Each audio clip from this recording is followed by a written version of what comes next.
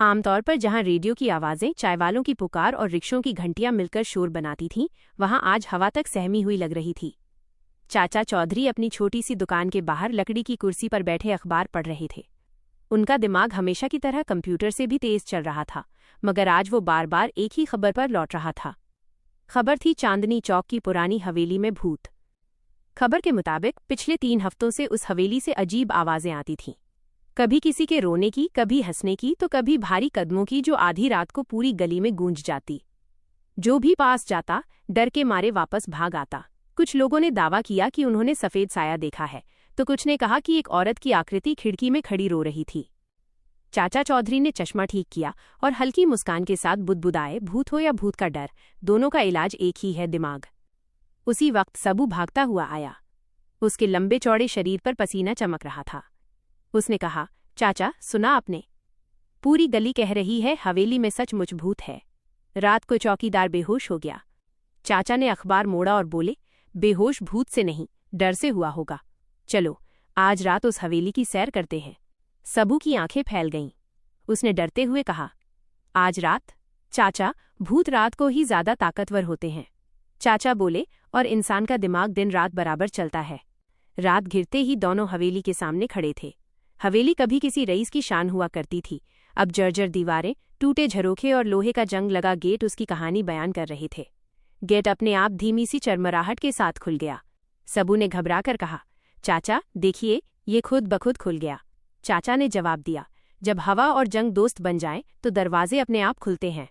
अंदर कदम रखते ही ठंडी सी हवा चली, जैसे किसी ने गहरी सांस छोड़ी हो। गलियारे में उनके कदमों की गूंज अजीब ढंग से लौट रही थी। तभी ऊपर से ठक ठक ठक की आवाज आई।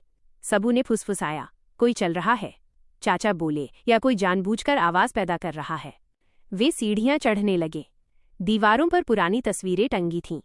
एक परिवार, एक बुजुर्ग आदमी, एक जवान औरत जिसकी आंखों में अजीब सी उदासी थी।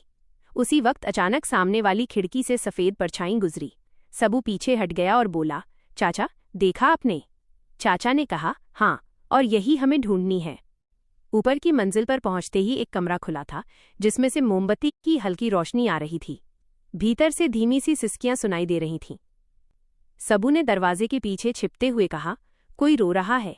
चाचा ने धीरे से दरवाज़ा धकेला। कमरे के बीचों बीच एक सफ़ेद कपड़ों में औरत बैठी थी, सिर झुकाए। उसके लंबे बाल उसके चेहरे को ढक रहे थे। चाचा ने शांत स्वर में पूछा, कौन हो तुम? औरत ने सिर उठाया। उसका चेहरा पीला था, आंखों में आंसू चमक रहे थे। उसने कांपती आवाज में कहा, मैं इस हवेली की आत्मा हूं। यहां मेरा कत्ल हुआ था। सबू के मुंह से चीख निकलते निकलते रह गई। वो चिल्लाया, चाचा भूत। चाचा ने ध्यान से कमरे को देखा। मोमबत्ती, धुआं और फर्श पर पड़े पैरों के निशान। उन्होंने पूछा, कत्ल किसने किया? औरत बोली, मेरे अपने ही परिवार ने, लालच में। चाचा ने पूछा, और तुम अब क्या चाहती हो? औरत अचानक उठ खड़ी हुई और चिल्लाई, न्याय। उसी पल हवा तेज हो गई, मोमबत्ती बुझ गई और कमरा अंधेरे में डूब गया। सबू ने डर के मारे चाचा को कसकर पकड़ लिया। अचानक कहीं से हंसी गूंजी, भारी और ठहाकों वाली। कोई चिल्लाया, हा हा हा, कोई मेरे राज तक नहीं पहुंच पाएगा। चाचा ने धीरे से फुसफुसाया, ये भूत की नहीं, किसी इंसान की हंसी है। वे रोशनी ढूंढते हुए बाहर निकले। पीछे से वही सफ़ेद औरत गायब हो चुकी थी। हवेली के दूसरे हिस्से में पहुंचते ही उन्होंने देखा कि फर्श के नीचे एक गुप्त दरवाज़ा है। चाचा ने सबू की मदद से उसे खोला। नीचे सीढ़ियां थीं जो एक तहखाने में जाती थीं। वहां एक आदमी बैठा था जिसकी दाढ़ी बढ़ी हुई थी और आंखों में चालाकी थी। उसके पास रिकॉर्डर, स्पीकर और सफ़ेद कपड़े पड़े थे। चाचा ने कहा, तो ये है भूत का कारखाना। आदमी हड़बड़ा गया और पूछा, तुम लोग कौन हो? चाचा बोले, जो सच्चाई ढूंढते हैं। पूछताछ में पता चला कि वो हवेली का पुराना वारिस था। उसे डर फैलाकर लोगों को दूर रखना था, ताकि वो भीतर छिपे खजाने को आराम से निकाल सके। सफ़ेद औरत कोई आत्मा नहीं, बल्कि उसकी साथी थी जो अभिनय कर रही थी। सबू ने हैरानी से कहा, तो सारे भूत, आवाज़ें और साया सब नकली थे? चाचा ने मुस्कराकर कहा, डर इंसान के दिमाग में पैदा किया गया था। तभी ऊपर से पुलिस की सायरन की आवाज़ आई। आदमी घबराकर भागने लगा, मगर सबू ने एक ही छलांग में उसे पकड़ लिया। कुछ ही देर में पुलिस ने दोनों को गिरफ्तार कर लिया। हवेली का रहस्य खुल चुका था।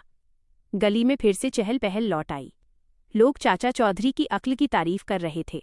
सबू ने हंसते हुए कहा, चाचा, भूत से ज्यादा डर तो इंसान ही पैदा करता है।